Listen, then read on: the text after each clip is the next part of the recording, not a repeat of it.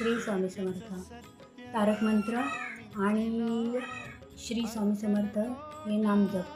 तर श्री स्वामी समर्थ या नामाचा जप तुम्ही दिवसभरात कधीही केलात तरी चालेल। एकदाच करा, 11 वेळा करण्याची काहीच गरज नाही।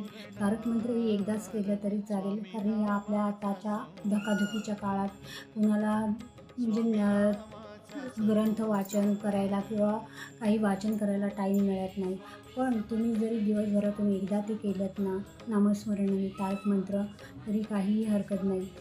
तुम्ही जे एका नामस्मरण एक माळ जप नामस्मरण आणि एक तारक मंत्र जे श्रद्धेने आणि एकदम शांत मनाने आणि स्वामींच्या चरणी आपलं मन अर्पण करून एकचित्ताने जर तुम्ही हे नामस्मरण केलं आणि तारक मंत्र म्हणालात, तर तुम्हाला 11 माळीचं फळ प्राप्त होईल।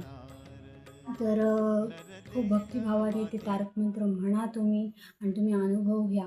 आपण जेव्हा प्रसन्न वातावरण असतो, शांत वातावरण असतो आणि त्यावेळी आपलं मन चिंतन स्वामींच्या चरणी अर्पण करून जेव्हा आपण डोळे बंद करून नामस्मरण किंवा तारक मंत्र म्हणतो, तेव्हा ते भक्तिभावाने जेव्हा म्हणतो तेव्हा ती नामस्मरण म्हणा किंवा तारक मंत्र स्वामींचं म्हणा, ते कुठल्याही जवळ किंवा स्वामींजवळ ते आपलं जी सेवा असते ती देवापर्यंत पोचते।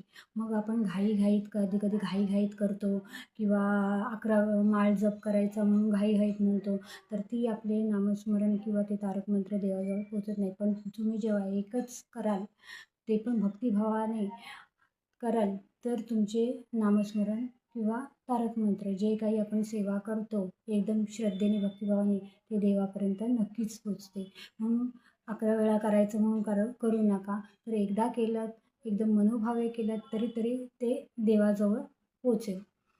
तर माझा व्हिडिओ तुम्हाला आवडला असेल तर लाईक, शेअर आणि सबस्क्राईब नक्की करा। श्री स्वामी समर्थ।